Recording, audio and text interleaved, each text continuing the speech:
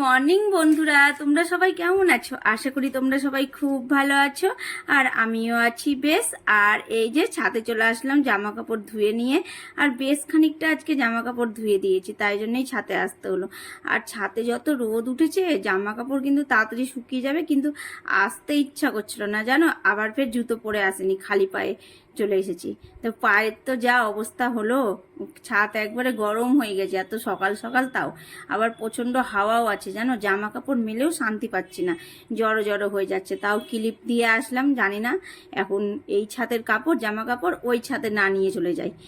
তো চলো জামা কাপড় দিয়ে এসে আমি নিচে চলে আসলাম। আর নিচে এসেই দেখছি আমার বাজার চলে এসেছে, কৃপাচার্য বাজার করে নিয়ে এসেছে। তাই বাজারগুলো এখন ঢেলে ঢেলে রাখছি, মানে দেখছি কি নিয়ে এসেছে না নিয়ে এসেছে, তারপরেই গুছিয়ে টুছিয়ে ফ্রিজে রাখবো।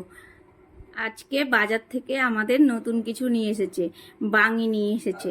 জানি না তোমরা কি বলো, এই বছর প্রথম আমাদের বাড়িতে গরমে এই বাঙিটা নিয়ে আসলো। খেতে বেশ ভালোই লাগে বলো, বাঙি তরমুজ এই গরমের মধ্যে। আর তো কদিন পাওয়া যাবে, 1-1.5 মাস মতো পাওয়া যায় তাই না, তারপরে আবার এটাকে পাওয়া যায় না।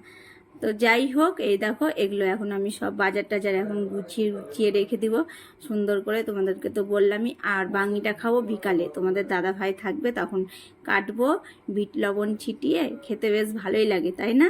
তো চলো এখন আমি সব কাজ কমপ্লিট করে নিব। আর স্নানটাও সেরে নিব। জানো কালকে রাত্রে ভালো করে ঘুমই হয়নি এই গালের ব্যথার জন্য। কবে যে এই গালের ব্যথা দূর হবে সেটাই ভাবছি, জানি না। তো আজকে ভাবছি ডাক্তার দেখাতে যাব। আজকে ডাক্তার বসার কথা আছে, ফোন করেই যাব, না তো সেদিনের মতো আবার ঘুরে আসতে হবে। যদি বসে তবে দেখিয়ে আসবো, না তো অন্য ডাক্তারের ব্যবস্থা নিতে হবে, কেননা এই অসহ্য ব্যথা নিয়ে থাকাই যাচ্ছে না। তো যাই হোক, শরীর থাকলে তো ভালো খারাপ দুটো লেগেই থাকে তাই না। আর এই দেখো স্নান করতে যাওয়ার আগে ভাবলাম কি এই কাজটা সেরেই যাই। গামলাতে দুদিন থেকে বাসন রাখছি, তো বাসনটা গুছিয়ে আর ঝাঁকাতে রাখছি না।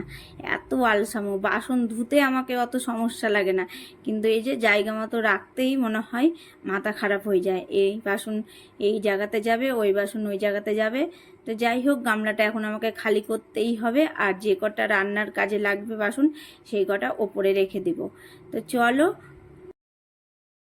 সকালের আশি বাসি যেই সব কাজগুলো ছিল সব কাজ কমপ্লিট করে এই দেখো এখন আমি রান্না বান্না শুরু করে দেব। আর এই দেখো চালের ঢাম্পার ওপরে দেখছি কতগুলো পিঁপড়া, মনে হচ্ছে মিষ্টি জিনিস ছিল, জানি না পিঁপড়াটা কোথা থেকে এসেছে, লাল লাল পিঁপড়া। আর এই যে এখন চালটা মেপে নিব। আর চাল চাল চালটাও আমার বাড়ন্ত আছে, চাল আনতে বলতে হবে কৃপাচার্যকে। আর আমি চাল মাপি জানো গেলাস দিয়ে। আমার মানে চাল মাপা কোনো মানে একটা পাত্র হয়, সেই পাত্রগুলো নেই, কিন্তু দেখা যাক কিনতে হবে একটা ছোট গেলাস দিয়ে। এখন যতদিন থেকে সংসার করছি ততদিন থেকে ওই গেলাস দিয়েই চাল মেপে মেপে নিই। আর আজকে প্রচণ্ড গরমও পড়েছে, ভাবলাম কি একবার যেন রান্না বান্না করে স্নান করব, কিন্তু না, আবার ভাবলাম না, স্নানটাই সেরে নেই, ভালো লাগছে না, স্নানটা সেরেই রান্না বান্না করি। আর স্নান সেরে যদি কাজ করি কিংবা রান্না করি তবে দেখবে তাড়াতাড়ি সব কাজ মনে হয় হয়ে যায়। আর যদি এই রান্না বান্না করে স্নান করি তবে 1টা কি 2টো বেজে যায়, আমার তো এইরকমই হয়। রান্না করার আগে ভাবলাম কি জানলাগুলো সব লাগিয়ে দিই, এত হাওয়া দিচ্ছে না, মনে হচ্ছে চারিপাশটা ফাঁকা, কেউ নেই। এরকম হয় না, চোদ্দ বৈশাখটা এইরকমই হয়, ফাঁকা ফাঁকা চারিদিকটা, আর শুধু হাওয়া দিচ্ছে, কেমন যেন হাওয়াটা মনে হচ্ছে সব উড়িয়ে টুড়িয়ে নিয়ে চলে যাবে এইরকম। আর রান্না করাও যাচ্ছে না, গ্যাসটা নিভে নিভে যাচ্ছে বারবারে, তাই জন্য দুটো জানলা দুটোই লাগিয়ে দিলাম, দিয়ে ভাত বসিয়ে দিলাম। আর ওই সাইডে মুগের ডাল সেদ্ধ বসালাম। আর এই দেখো এখানে এখন আমি মিশানো তরকারি করব, তাই জন্য সব সবজিগুলো এখন বানিয়ে নেব। মিষ্টি কুমড়ো দিয়ে, পটল দিয়ে, বেগুন দিয়ে, সজনে ডাঁটা দিয়ে, আর অল্প দিব আলু।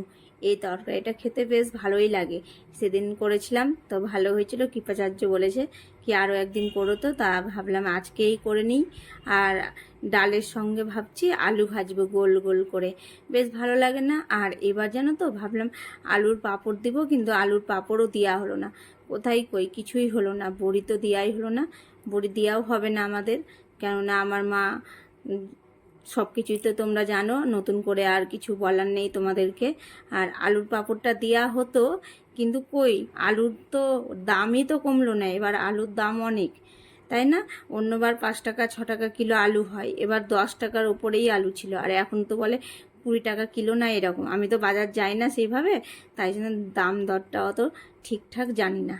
তাই জন্যই চাকা চাকা করে আলুগুলো কেটে নিলাম, আর মচমোচা করে ভাজবো, আলুর পাঁপড়ের মতোই হয়ে যাবে, খেতে বেশ ভালো লাগে না এই ডালের সঙ্গে এই আলু ভাজাটা। আর শুকা লঙ্কা দিয়ে দিয়েছি আর অল্প করে গোটা জিরে, আমার তো দারুণ লাগে, আর তোমাদের দাদাভাইও খুব পছন্দ করে।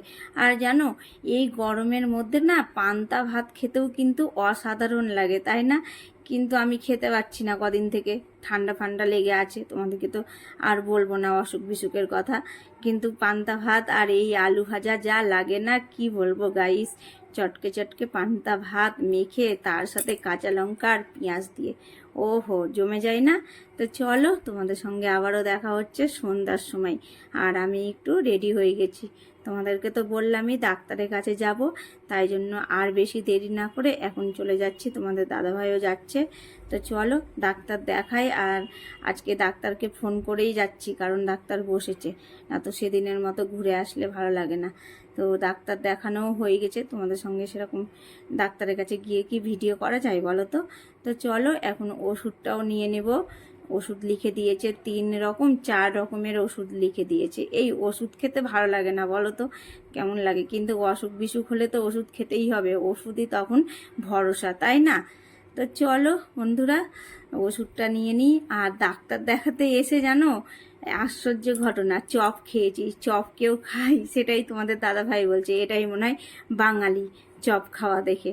তো চলো ভিডিওটা আজকের মতো এতটাই, কালকে আবার দেখা হবে নতুন কোনো ভিডিওই।